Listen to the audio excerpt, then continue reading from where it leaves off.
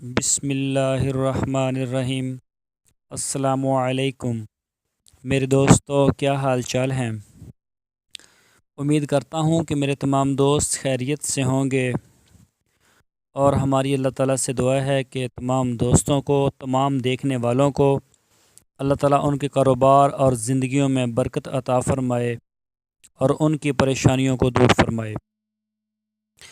تو دوستو، آج کافی دنوں کے بعد جو ہے وہ ہم گوٹ فارم کے حوالے سے ایک نئی ویڈیو لے کے آئے ہیں، اور کافی دنوں سے مجھے جو دوست ہیں وہ واٹس ایپ کے اوپر بھی میسیج کر رہے تھے کہ یہ کیا آپ نے ڈالنی شروع کر دی ہیں عمران خان کی یا دوسری تیسری۔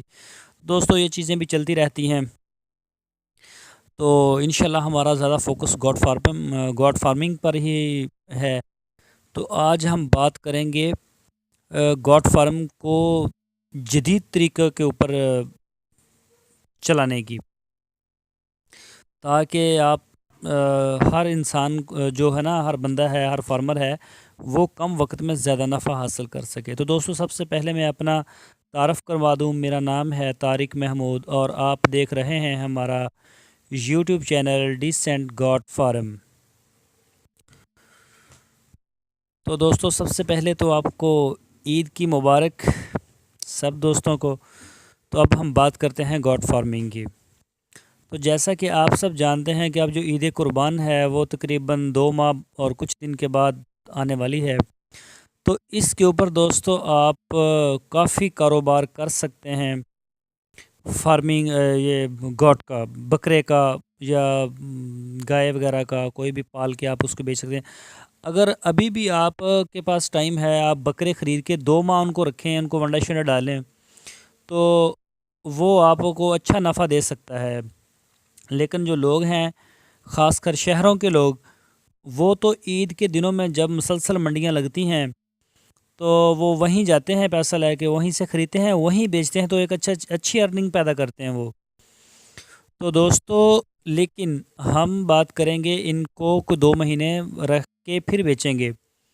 تو اب رکھنے کا جو طریقہ کار ہے وہ کچھ اس طرح سے ہوگا کہ ہم تھوڑے ہی وقت میں زیادہ نفع حاصل کر لیں۔ ایسا نہ ہو کہ وہ بس گیا چارہ کاٹا اور وہ ڈال دیا ان کو، پانی کسی نے پلا دیا تو پلا دیا، ورنہ وہ بس جیسا ہے ایسے، تو اس طرح ارننگ نہیں ہوگی۔ یہ تو زیادتی ہے جانوروں کے ساتھ، صاف بات ہے۔ تو دوستو، اگر آپ جانوروں کی حفاظت کریں گے، ان کو اچھا کھانا دیں گے، من پسند کھانا دیں گے، تو وہ زیادہ سپیڈ کے ساتھ اپنی گروتھ کریں گے، اپنا وزن بڑھائیں گے۔ تو سب سے پہلے آپ نر بکرے خریدیں، اب 20,000، 15 سے 20,000 کی رینج کے۔ تو دوستو، ان کو آپ ونڈا ڈالیں، پہلے تھوڑے ونڈے سے شروع کریں، پتہ نہیں وہ پہلے کس طرح کے ماحول سے آئے ہوں گے، تو پھر آہستہ آہستہ ان کو 2 ٹائم کر دیں، پھر 3 ٹائم کر دیں، ان کو اچھا چارہ دیں۔ ان کو آج کل گرمی بہت زیادہ ہے، تو آپ ان کو ٹھنڈی جگہ کے اوپر رکھیں، مطلب ایئر کولر وغیرہ لگا دیں۔ تو اگر جگہ کم ہے تو ہم آپ کو ایک ویڈیو بھی دکھائیں گے اسی میں، تو آپ اس کو دیکھ لیں، وہ دبئی کی ویڈیو ہے۔ تو اس میں لوگوں نے کس طرح سے وہ چھوٹا سا بنا کے پنجرا اس میں رکھا ہوا ہے، تو آپ اس طرح کی بھی مینجمنٹ کر سکتے ہیں، لکڑی سے بھی بنا سکتے ہیں، بانس وغیرہ سے، تو انسان مینج کر لیتا ہے۔ تو دوستو، اگر آپ نے اچھا منافع حاصل کرنا ہے تو گوٹ فارم کو روزانہ کی بنیاد پر جدید طریقوں پر استوار کرنا ہوگا، پھر جا کے آپ کو زیادہ آمدن اور آسانی ملے گی۔ اب پرانے طریقے تو سارے فیل ہو چکے ہیں۔ اگر آپ گوٹ فارمنگ سے فائدہ حاصل کرنا چاہتے ہیں تو جدید طریقے اپنانا پڑیں گے۔ جو لوگ 30-40 سالوں سے بکرے کی فارمنگ کر رہے ہیں، اب تو ان کا بھی کہنا ہے کہ جدید طریقے کے اوپر آؤ، وہ بھی یہ بات کرتے ہوئے نظر آتے ہیں۔ تو جدید طریقہ ہوتا ہے کم وسائل کو استعمال کرتے ہوئے زیادہ نفع حاصل کرنا، اور کم وقت میں اپنے ٹارگٹ کو حاصل کرنا۔ تو دوستو، پاکستان کی تو حالت ایسی ہے، نہ تو یہاں کوئی نوکری ملتی ہے، نہ کوئی روزگار ہے۔ جن کے کوئی کاروبار ہیں وہ بھی روتے ہوئے نظر آ رہے ہیں، اور جن کے نہیں ہیں وہ بیچارے تو روتے ہوئے بھی، انہوں نے تو رونا ہی رونا ہے۔ تو آج اس دور میں ہر 2 ماہ کے بعد بکرے کا گوشت اس کی قیمتیں بڑھ رہی ہیں مارکیٹ میں. اگر پہلے 600 میں تھا، پھر 700، 750، 800، اور اس دفعہ 850 سے 900 کے درمیان 1000 تک بھی بک رہا ہے.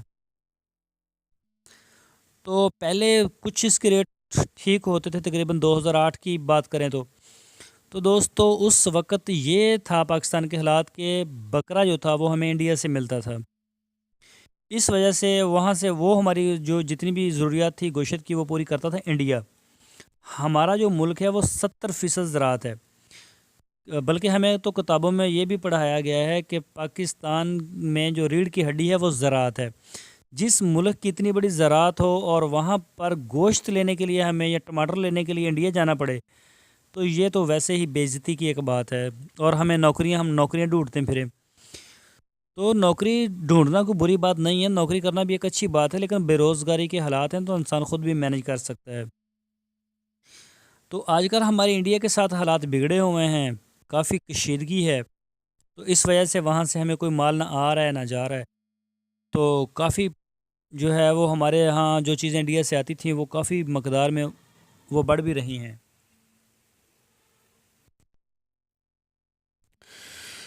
تو دوستو انڈیا سے حالات خراب ہونے کی وجہ سے وہاں سے ہمیں کوئی مال آ نہیں رہا اور خود ہم پیدا نہیں کر رہے. پاکستان میں یہ ایک ایسا کام ہے، پورے ملک میں ہر گلی میں ہر محلے میں ہر گھر کو گوشت کی ضرورت ہے اور یہ نہ ختم ہونے والا کام ہے. تو دوستو اسی طرف آپ کی توجہ دلانا چاہتا ہوں کہ ابھی بھی آپ جو ہے وہ اگر انویسٹر ہیں، انویسٹ کرنا چاہتے ہیں تو آپ انویسٹ کر سکتے ہیں اور ایک اچھی ارننگ کر سکتے ہیں.